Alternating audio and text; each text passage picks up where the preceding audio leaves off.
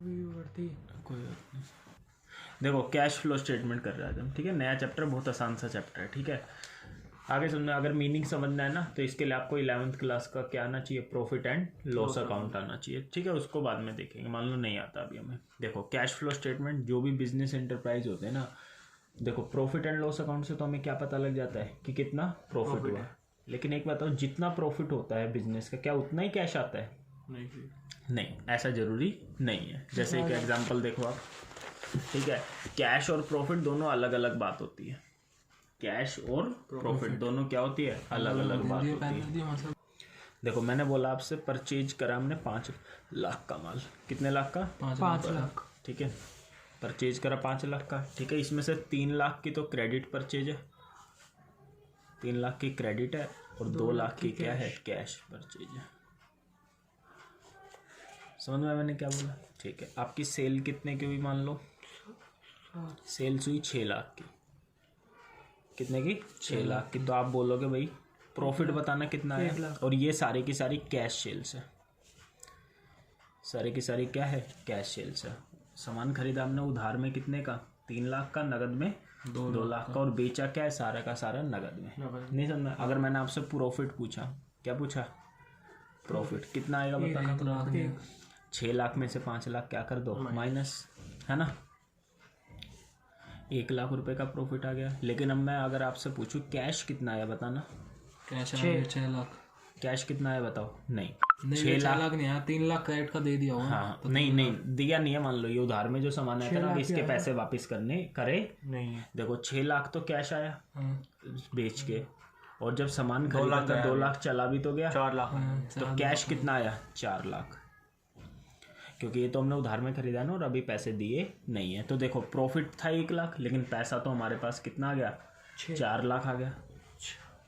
भाई 6 लाख तो सामान बेच का है, 2 लाख का नगद भी तो दिया था हमने, पैसे नहीं दिए थे 2 लाख रुपए। तो कितने रुपए आ गए, 4 लाख। तो कोई आपसे पूछे किसी बिजनेस का प्रॉफिट बहुत सारे हो रहे हैं, तो क्या उसके बाद पैसा भी बहुत सारा होगा? ऐसा जरूरी नहीं, क्योंकि कैश और प्रॉफिट दोनों क्या होते हैं, अलग अलग चीज होते हैं। मान लो 6 का 6 लाख आप उधार में बेच देते, सारा का सारा किस में बेच देते, उधार में। तो पैसा कितना आया, कुछ नहीं आया, बल्कि 2 लाख रुपए हमारे चले गए।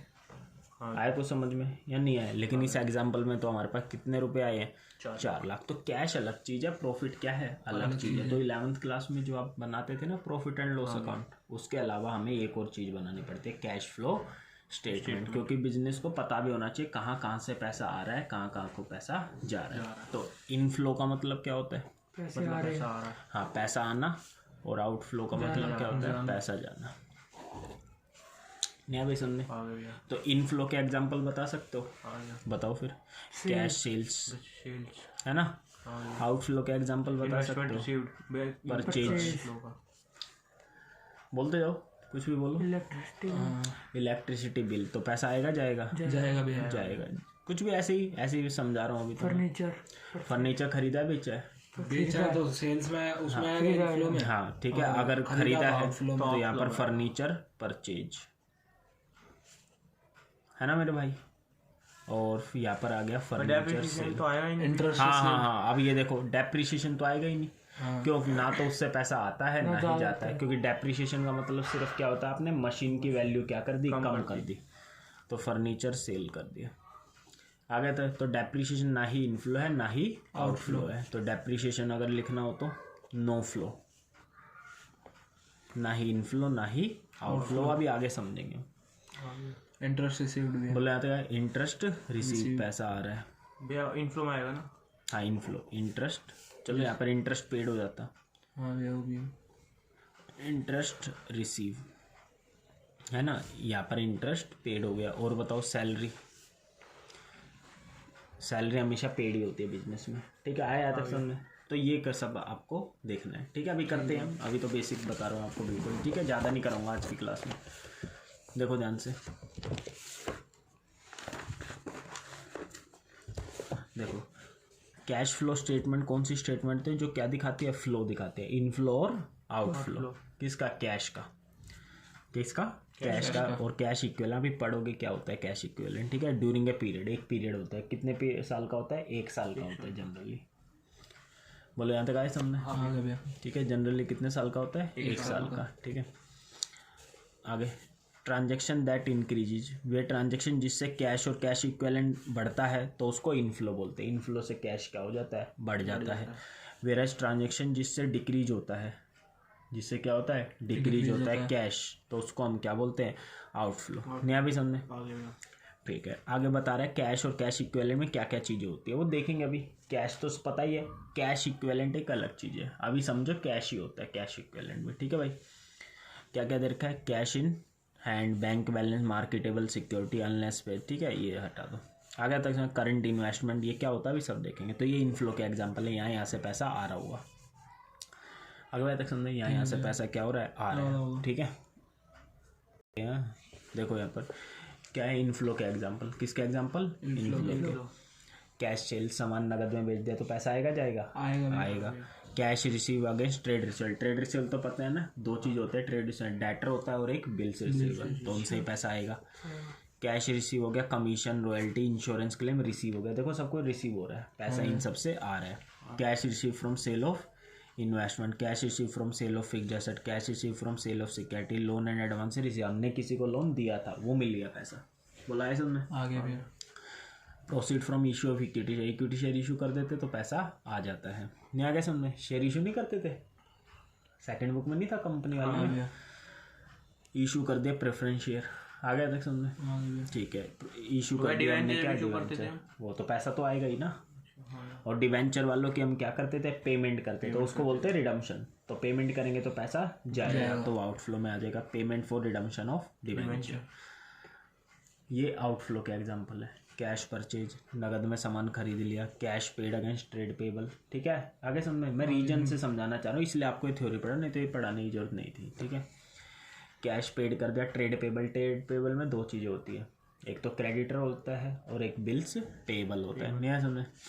ऑपरेटिंग एक्सपेंस, एक्सपेंस है तो एक्सपेंस से पैसा जाएगा।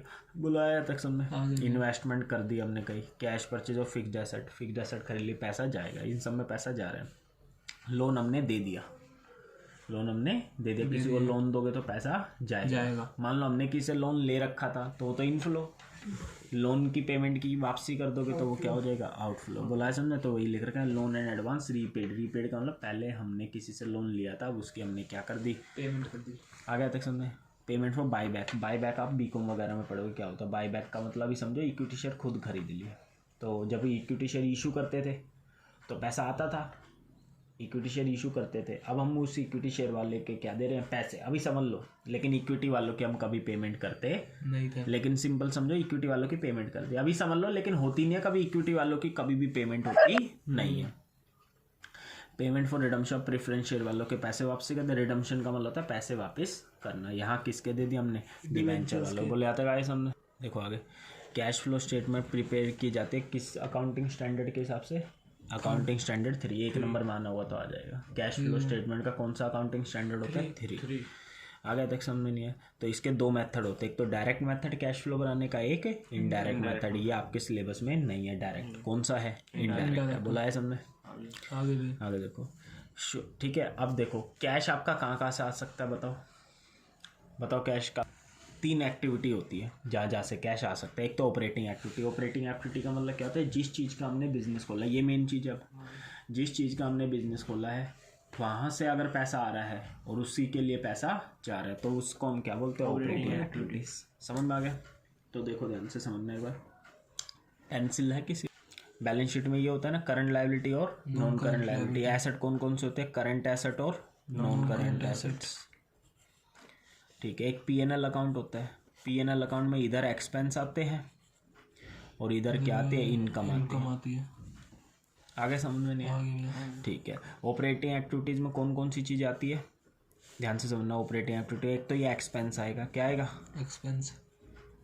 इनकम, सही है। कौन सी इनकम? जो बिजनेस की इनकम होती है। इस इनकम में भी 2 तरीके की इनकम होगी, एक तो बिजनेस की इनकम होगी और एक कहाँ की इनकम होगी? बाहर की इनकम होगी। जैसे एग्जाम्पल बताओ, बिजनेस की इनकम और बाहर की इनकम के एग्जाम्पल। जैसे मान लो हमने क्या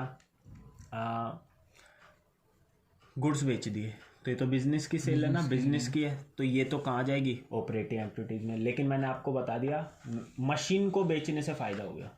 किसको बेचने से फायदा हो गया? क्या हमारा मशीन बेचने का काम है? नहीं। मान लो हमारा किसका काम है, कुछ भी ले लेते हैं, कपड़े बेचने का काम है, तो कपड़े से जो भी कमाई होगी ना वो आपकी क्या कहलाएगी, ऑपरेटिंग। लेकिन कपड़े के अलावा जैसे मशीन बेच दी, अब तो वो मशीन क्यों बेच दी भाई, ख़राब हो गई थी, बेच दी, और वो ख़राब होने में भी हमें क्या हो गया, प्रॉफिट, तो वो आपकी बिजनेस इनकम नहीं है। न्याय समझ? तो वे इनकम जो किसकी है, बिजनेस की है, वे आती है ऑपरेटिंग में। नॉन बिजनेस इनकम ऑपरेटिंग में आती नहीं है। न्याय समझ? एक्सपेंस भी वैसे ही हो जाएंगे, एक तो बिजनेस एक्सपेंस हो जाएंगे, एक अलग से, जैसे मैंने बोला लॉस, किसी एम्प्लॉय ने हमारा कैश चुरा लिया, ये बिजनेस एक्सपेंस नहीं है। न्याय समझ? मैंने क्या बोला, किसी एम्प्लॉय ने क्या चुरा लिया, कैश, तो ये आपका बिजनेस एक्सपेंस नहीं है, तो ये ऑपरेटिंग में नहीं आएगा। आ गया तक समझ में? नहीं है। लेकिन जैसे मान लो आपने कोई सामान खरीद के लिया, कपड़े का काम है, कपड़े खरीद के लिया, ये आपके लिए बिजनेस एक्सपेंस है ना, ऑपरेटिंग एक्सपेंस है, ये आ जाएगा। जैसे आपने एम्प्लॉय को क्या दी, सैलरी दी, है बिजनेस एक्सपेंस है, ये भी ऑपरेटिंग में आ जाएगा। नहीं आ गया समझ में मैंने क्या बोला? ठीक है। अब आगे इन्वेस्टिंग में कौन कौन सी चीज़ आएगी, इन्वेस्टिंग, अच्छा एक्सपेंस आ जाएगा इनकम, और एक करंट लायबिलिटी आ जाएगी, और एक करंट एसेट आ जाएगी। बोला आया तक समझ? क्या बोला मैंने, करंट लायबिलिटी और करंट एसेट्स। नहीं आ गया समझ? अच्छा, इन्वेस्टिंग एक्टिविटीज़ में क्या क्या आएगा, नॉन करंट एसेट, क्या आएगा मेरे भाई इसमें, सिर्फ नॉन करंट एसेट। आ गया समझ में? तेरे को नहीं आया भाई समझ में? नॉन करंट एसेट आएंगे। अगर हमने मशीन खरीद ली तो पैसा आ रहा है, जा रहा है, जा रहा है। अगर भाई मशीन खरीद ली तो पैसा जा रहा है, तो माइनस कर देंगे, और मशीन बेच दी तो पैसा आ रहा है, वो क्या कर देंगे, प्लस कर देंगे। नहीं आएगा समझ में? मैंने क्या बोला? आगे देखो, cash flow for financial activities में कौन कौन सा आता है, एक तो नॉन करंट लायबिलिटी, और एक और आपने पढ़ा था शेयर होल्डर फंड भी होता है लायबिलिटी साइड, क्या होता है, शेयर होल्डर, तो वो भी आ जाएगा। नहीं आया समझ में? फाइनेंशियल एक्टिविटीज में क्या आएगा, शेयर होल्डर फंड और नॉन करंट लायबिलिटी, समरी है पूरे की। आ गया तक समझ? अच्छा, जैसे मान लो हमने शेयर इशू कर दिए तो पैसा आ रहा है, जा रहा है, आ रहा है, तो प्लस कर देना। नहीं आ गया समझ? बोलो, हमने डिवेंचर इशू कर दिया तो पैसा आ रहा है, जा रहा है, आ रहा है, तो प्लस कर देना। डिवेंचर वालों की पेमेंट कर दी, पैसे जा रहे हैं। नहीं आ गया समझ में? और ध्यान से देखना, जो जिससे रिलेटेड आइटम होगी वो भी वही आएगी। जैसे जो जिससे रिलेटेड आइटम होगी वो भी क्या आएगी, वही आएगी। जैसे अब आपको बस यही पहचानना है कि आगे कौन सी आइटम कौन सी एक्टिविटी में आएगी, ऑपरेटिंग में आएगी, इन्वेस्टिंग में आएगी, या फिर फाइनेंसिंग में आएगी। जैसे मैंने बोला मेरे भाई इंटरेस्ट ऑन डिवेंचर, ओए इंटरेस्ट ऑन डिवेंचर कहाँ आते हैं, ऑपरेटिंग में, इन्वेस्टिंग, फाइनेंसिंग में। फाइनेंसिंग में आता है ना, तो उसके ऊपर जो इंटरेस्ट होगा वो भी कहाँ आएगा, फाइनेंसिंग में ही आएगा। जैसे इंटरेस्ट ऑन डिवेंचर। नहीं आएगा समझ में? मैंने क्या बोला? ठीक है भाई। डिविडेंड हम किसको देते हैं, डिविडेंड बताओ किसको देते हैं, डिविडेंड का मतलब जो प्रॉफिट का हिस्सा होता है वो हम किसको देते हैं, शेयर वालों को, शेयर होल्डर को देते हैं। शेयर होल्डर का आते हैं शेयर्स में, उसमें इसमें आते हैं ना, फाइनेंसिंग एक्टिविटीज में, है ना, शेयर होल्डर फंड में, फाइनेंसिंग एक्टिविटीज में आते हैं। तो जो डिविडेंड होगा वो भी कहाँ आएगा, फाइनेंसिंग में आएगा। नहीं आएगा समझ? बोलो। ठीक है। जैसे मैंने बोला रेंट रिसीव, क्या बोला, रेंट रिसीव, रेंट किस में मिलता है, बिल्डिंग के ऊपर मिलता है ना, रेंट किसके ऊपर मिलेगा, बिल्डिंग पे, बिल्डिंग का आती है इन्वेस्टिंग में, तो रेंट रिसीव भी कहाँ आएगा, इन्वेस्टिंग में आएगा। नहीं आएगा समझ में? ठीक है भैया।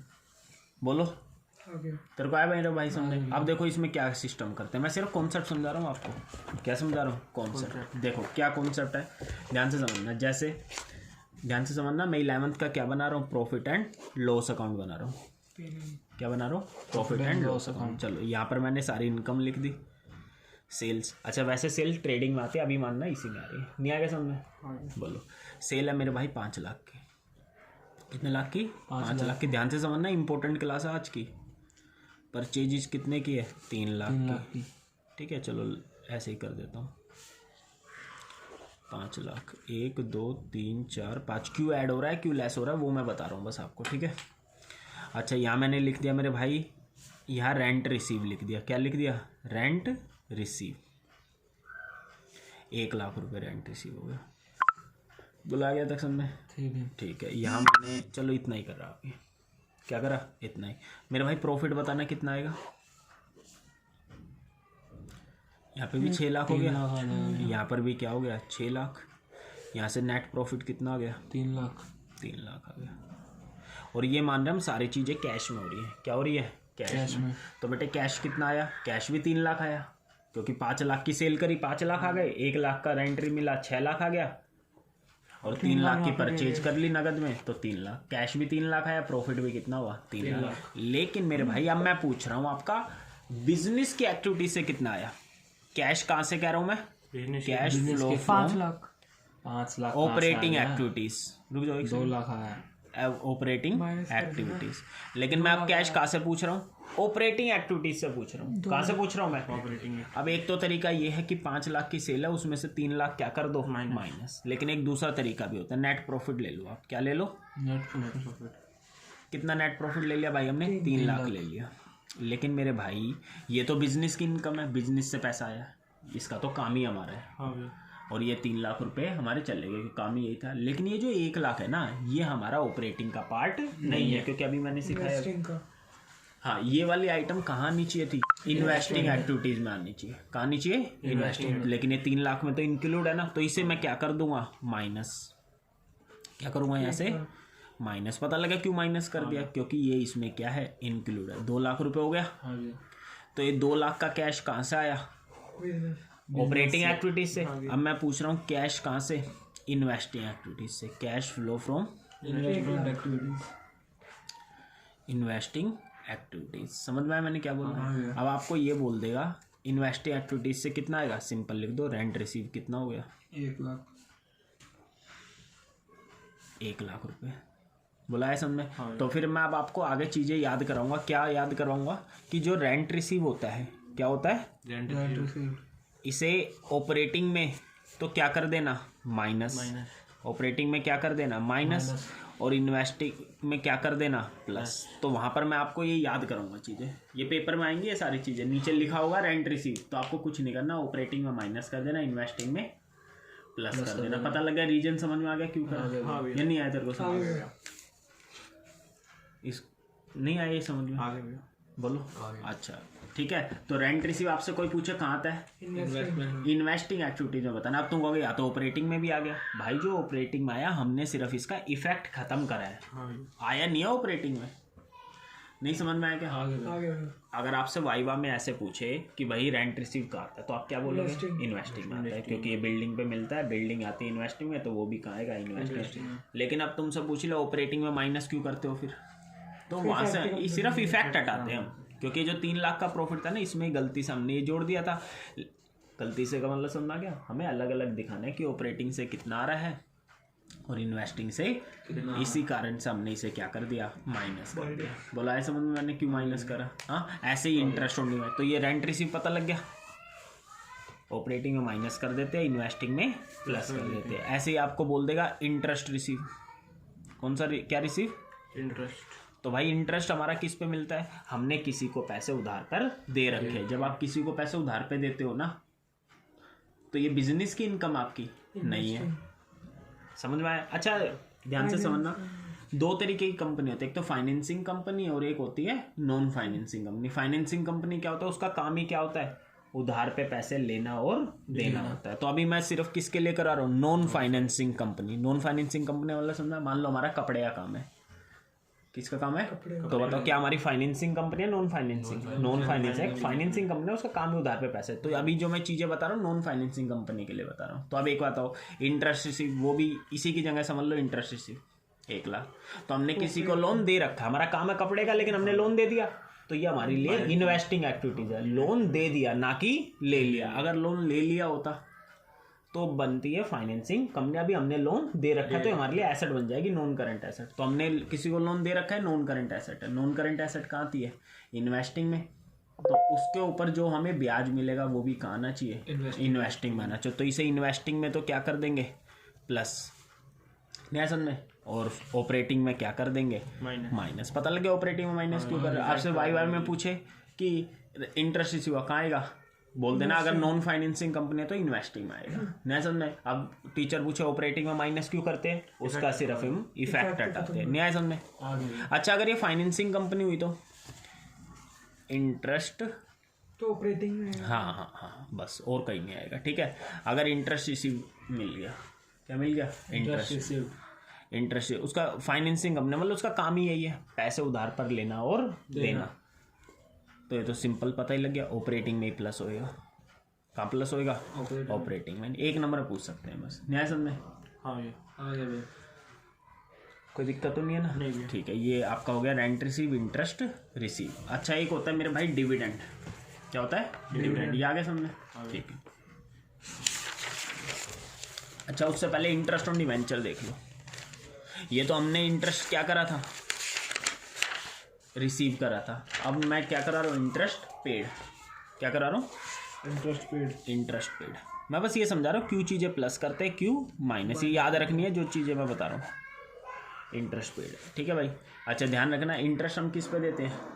डिवेंचर पे। डिवेंचर का आता है फाइनेंसिंग में। फाइनेंसिंग एक्टिविटी, 3 तरीके की एक्टिविटी होती है, तो ये इंटरेस्ट पेड भी कहना चाहिए फाइनेंस है। तो इसे फाइनेंसिंग में तो हम क्या कर देंगे? माइनस या प्लस? माइनस, क्योंकि पैसा जा रहा है। अबे जा रहा है भाई पैसा, यार क्या बात कर रहा है? इंटरेस्ट पे कर दिया ना तो पैसा क्या हो रहा है? जा रहा है। तो फाइनेंसिंग में हमने क्या कर दिया? माइनस। बोलो समझ में आया? अब ऑपरेटिंग में हम इसे क्या कर देंगे? प्लस। क्यू प्लस कर देंगे वो समझा रहा हूँ मैं। ऑपरेटिंग में क्यू प्लस करेंगे वो समझा रहा हूँ। समझ में आया नहीं है? आगे भी तेरे को आगे समझ में? जैसे मैंने बोला परचेजेस, वही बना रहा हूँ मैं, P&L अकाउंट बना रहा हूँ।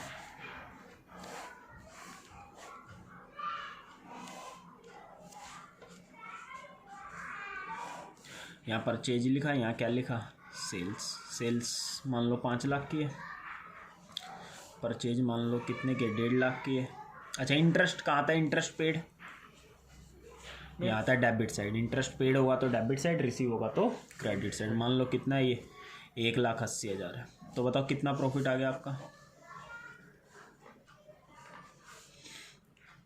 मैंने मिक्स कर दिया ट्रेडिंग अकाउंट और P&L अकाउंट को, ठीक है ध्यान रखना। 5 लाख आ गया। 5 लाख में से 330 माइनस करो, कितना हो गया? 170। ये आ गया आपका नेट प्रॉफिट। बोला है समझ में? लेकिन अब मैं सिर्फ आपसे पूछ रहा हूँ कैश।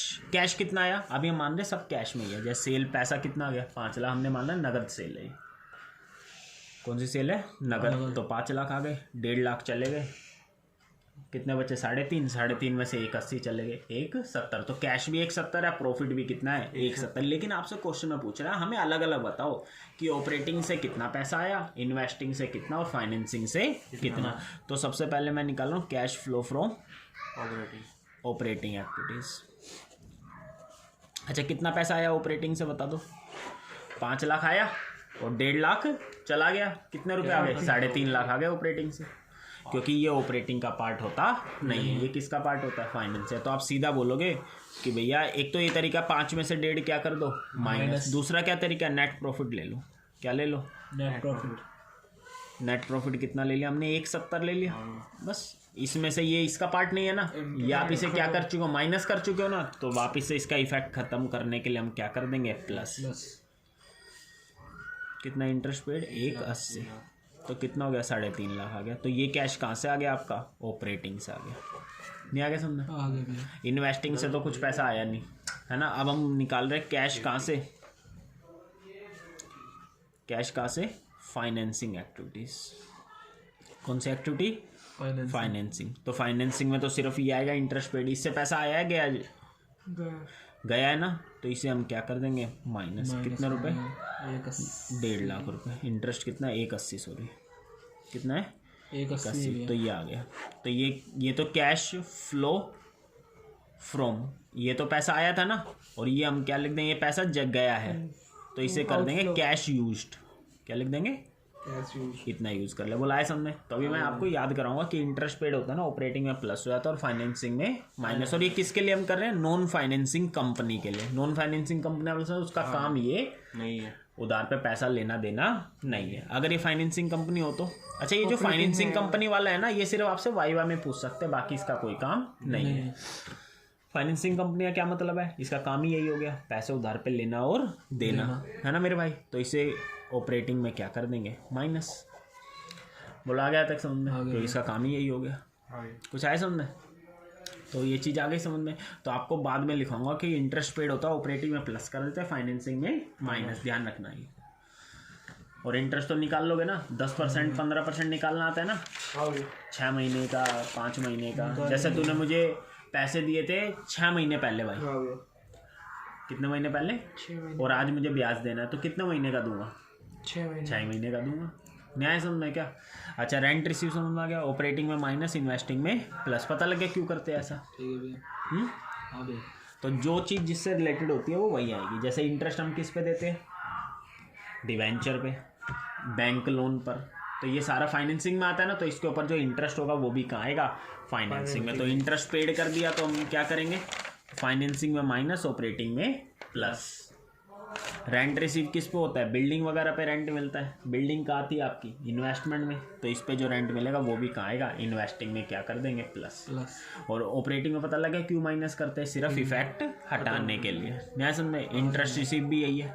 इंटरेस्ट रिसीव किस पे होता है? कि हमने किसी को लोन दे रखा है, लोन दे रखा है तो इन्वेस्टिंग है, तो इन्वेस्टिंग में प्लस कर देंगे। नहीं समझना है? और ऑपरेटिंग में क्यों माइनस कर देते हैं? इसका क्या हटाने के लिए? इफेक्ट। और ये फाइनेंसिंग कंपनी, इसका तो काम ही वही है, उधार पे पैसे लेना और देना। तो ऑपरेटिंग में क्या कर दें? प्लस। ठीक है, आज बहुत सारी बातें बता दी मैंने। अब तो आपको थोड़ा वैसे ही बताता हूँ, एक दो चीज़ें हो जा रही है बस, पर कॉन्सेप्ट ही होते हैं। आ गया देख समझ में? अच्छा एक डेप्रिसिएशन का और बता देता हूँ कि डेप्रिसिएशन हम काम क्या करेंगे। ठीक है, अभी रुक जा भाई है। ठीक है, देखो यहाँ पर P&L अकाउंट किसका बता रहा हूँ मैं? डेप्रिसिएशन। अच्छा डेप्रिसिएशन का क्या ट्रीटमेंट हो गया? जब क्वेश्चन करेंगे तो ऑपरेटिंग में बस प्लस कर देते हैं। वो बता रहा हूँ क्यों प्लस कर देते हैं। फिर डेप्रिसिएशन तो आपने बताएगा ही नहीं। हाँ वही तो बता रहा हूँ, तो उसका मतलब ही है नहीं आएगा, तो कंफ्यूज हो गया ना, आएगा नहीं। लेकिन यहाँ पर मैं क्या करा रहा हूँ? प्लस। देख अभी इसका मतलब क्या है, देखो यहाँ पर, यहाँ लिखा सेल्स कितने रुपए? 5 लाख। परचेज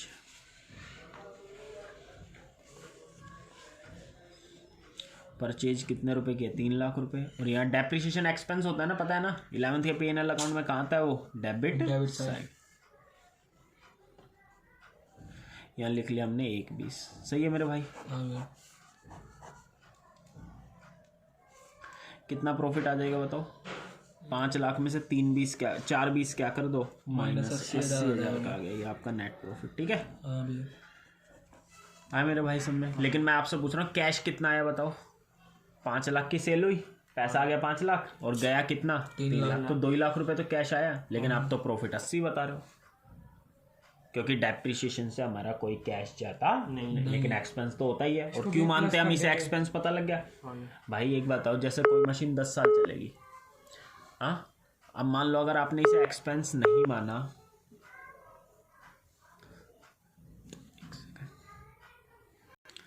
ठीक है भाई, इसे 1/20 से हमारा कोई कैश गया नहीं है, प्लस हो जाएगा। ठीक है ना? हाँ, इफेक्ट हटाने के लिए हम कर देते हैं। जैसे आपसे कोई पूछे cash flow from operating activities, ठीक है, देखो cash flow from operating activities, ठीक है भाई? ऑपरेटिंग से कितना है? 5 में से 3 लाख गया, कितना गया? 2 लाख। और दूसरा तरीका क्या होता है? नेट प्रॉफिट में तो माइनस कर दो। नेट प्रॉफिट 80 है ना, प्लस कर दो। तो ये हम माइनस कर चुके ना 1/20 से, क्या कर देंगे? प्लस। तो एक बात, ये कहीं आया?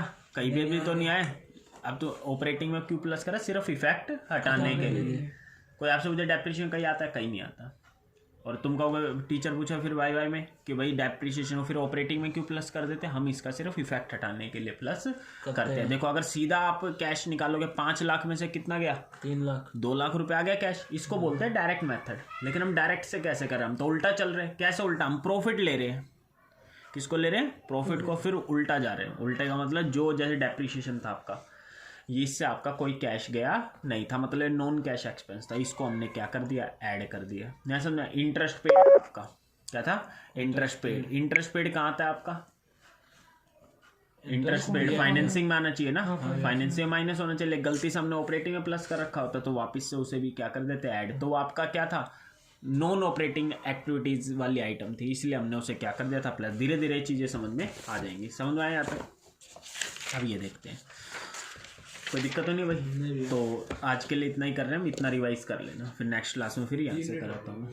ठीक है, कोई बात नहीं, इतना ही कर रहे हैं। ठीक है, क्योंकि आगे क्या है ना, ये खुद पढ़ो। अब अच्छा, अब क्या करना आपको? खुद पढ़ के आना है। ये तो जितनी मैंने चीज़ें करवाई आज वो वाले, और एक ये ऑपरेटिंग एक्टिविटीज़ क्या होती है, इन्वेस्टिंग एक्टिविटीज़ ये वाली जो नीचे दे रखी है आपको, ये खुद पढ़नी है, ये क्या होती है। ठीक है, फिर खुद पढ़ोगे, मैं कराऊंगा और अच्छे समझ में आएगा। फिर ये फाइनेंस, ठीक है, और ये दे रखी है आपको फाइनेंसिंग एक्टिविटीज़, ये रिफाइनेंसिंग एक्टिविटी खुद करना। फिर जब नेक्स्ट क्लास लूँगा तो सब समझ में आएगा। फिर यहाँ पर समरी दे रखी है ऑपरेटिंग, इन्वेस्टिंग, फाइनेंसिंग। तो मैंने आज थोड़ा सा कॉन्सेप्ट बताया, आ गया तक समझ में नहीं है, फिर मैं कल कराऊंगा नेक्स्ट क्लास में, अच्छे से समझ में आ जाएगा। ठीक है, चलो इतना ही कर रहे हैं बाकी